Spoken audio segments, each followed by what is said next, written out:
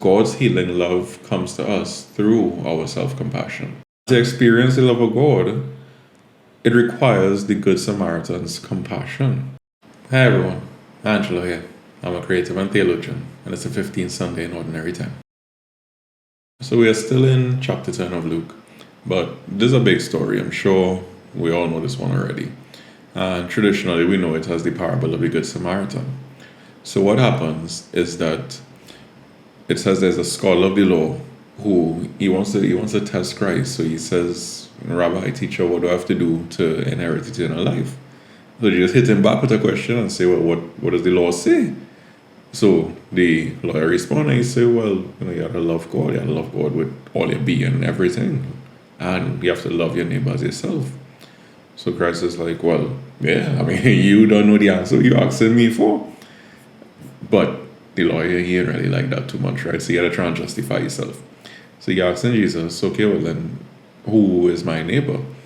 And that's when Jesus comes with the parable and says that there was a person who they fell victim to robbers, to bandits, and they left for dead at the side of the road. You're going from Jerusalem to Jericho. So he's a victim of a violent robbery.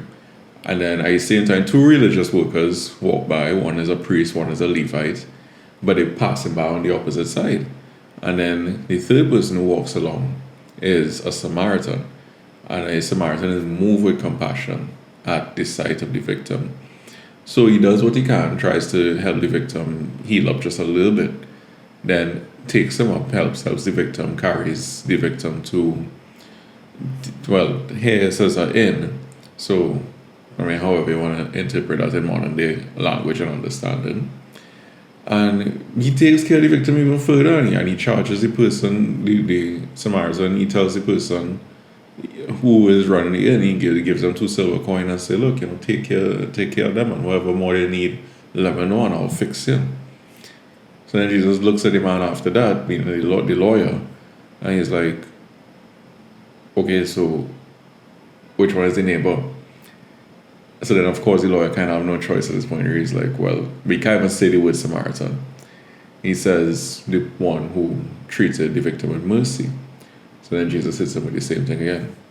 "Okay, exactly. So go and do likewise." And again, I mean, yeah, this is one of the most well-known stories that is in the Gospels, right? I mean, throughout all the Gospels, this is probably one of the most well-known parables to come out of Christianity. But what Luke does here, he gives it to us in this detailed parable. Because, of course, in Matthew and Mark, there are, I suppose, what we could point to as similar scenarios or situations, but not with the parable. Luke is what gives us the parable. Because we know Luke is, of course, all about mercy, right? Luke is known well, not officially, but Luke is known widely as the Gospel of Mercy. Luke, as with all the Gospels though, he tries to lead us to God's love, right? Tries to lead us to God's transforming love. I mean, of course, that is the entire point of all of Christianity, really.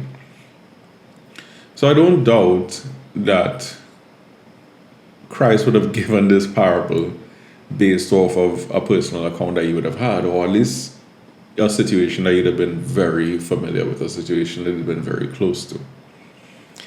But I want to take things slightly different with this reflection, because this is such a well-known parable and we find so much meaning in it.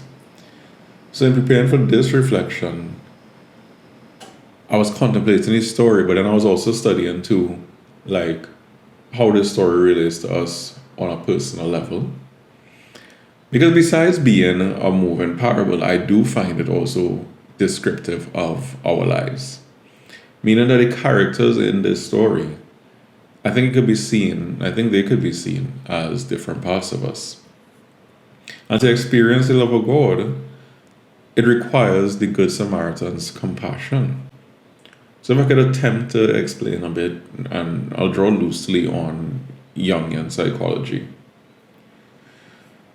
So I see the victim in this story as a child, beaten and left for dead by all the trauma in our lives. And I see the Levite and the priest, I see those two characters like our ego having opportunities to embrace the pain. But I mean, to be fair, it is difficult for the ego to look at the inner child and not turn away. Because the ego remembers her, and the ego has built up walls of shame to protect itself from even more shame.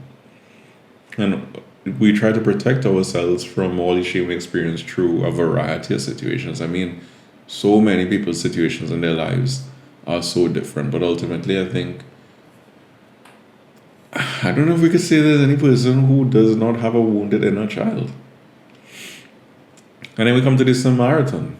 The Samaritan, and we traditionally understand the Jews and the Samaritans to have contention between the two of them, right?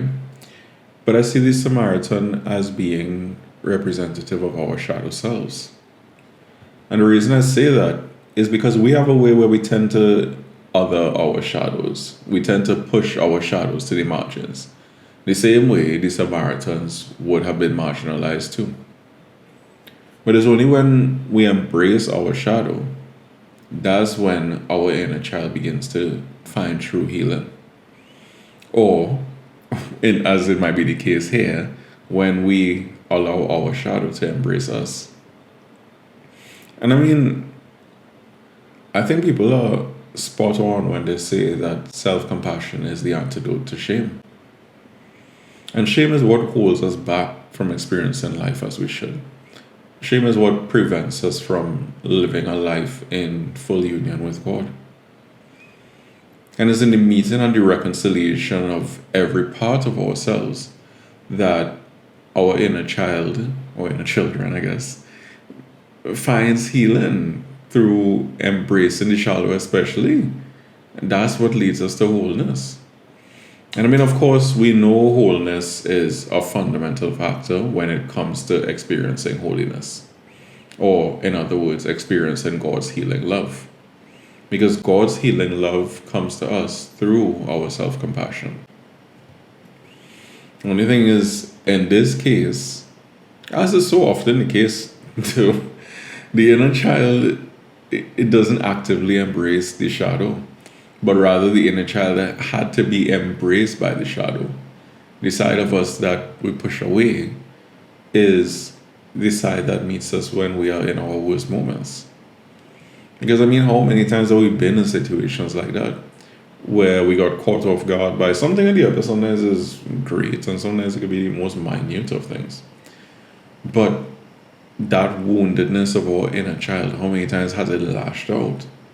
And in the end, all we had left was to pick up the pieces and to start over. The religious leaders, the ego, they wouldn't get near the wounded child, the wounded inner child. Whereas the shadow, it knows what it's like to be made invisible and to be cast aside. So the shadow is a part of ourselves that has the capacity to show us what true compassion is. And as with more things in our own human development, it starts with us. It starts by us looking at our own selves first. And because the shadow knows what invisibility feels like, to embrace our shadow is to be even more human. And it helps us to be more gracious to people. Because we are at peace knowing that everyone has a story and everyone going through something. But we know from this story and from our own experiences that healing can be the end of this scenario. And again, it all starts with self-compassion. And now I get that it feels daunting, especially at first. Trust and believe, I feel that. It feels very intimidating to show yourself self-compassion. And I mean, we have a way where we often hold ourselves to these impossible high standards when, in all honesty, we would not do the same to other people, especially to our loved ones. And I think that it comes from an inflated ego where, whether consciously or not, we might think that we are capable of better. So in that case, we ought to always be our best self 100% of the time. And I mean, I don't know, to me it seems unrealistic. And I'm not saying that I'm not guilty because, well, of course, right? I mean, for sure I am. But I know that it is possible to reconcile all parts of ourselves, or at least make the active decision to participate in the lifelong process of undergoing that healing. Or another way that we might look at it is being on an active path to experiencing union with God. But again, in this case, God could only come to us through self compassion practices. So, whether it's through practices like journaling or reading or meditation and therapy, maybe even talking to yourself in a mirror, I heard that works for some people. I mean, there's so many different methods, but ultimately, only you can find what resonates and what works for you. But I would really highly encourage you to find different practices that you can do and what works for you. Because I think one of the gems of wisdom that comes from this parable too is that Christ shows us how accessible God's love is. That you don't need to be a social worker or a mental health professional in order to be able to experience the love of God. I mean, those people can help for sure, for sure, for sure. And of course, the more knowledge that could help us, the better. But really and truly, anyone can do this. God's love is super accessible. So, whatever works for you, I encourage you to find it and to practice it because it really does help. And when we are able to do away with our internal divisions and our self judgment and really be on a path to wholeness, when we are really on a path to human flourishing and divine union, that is when we are able to let go of the imaginary yet so heavy chains that keep us from rising to our God-given potential and our full human dignity. And once we can do that, once we can shed those chains, once we can step into our full human dignity and rise into our identity that God tries to show us constantly, we'll see how much our church and our world will change for the better. And it starts first, of course, with us.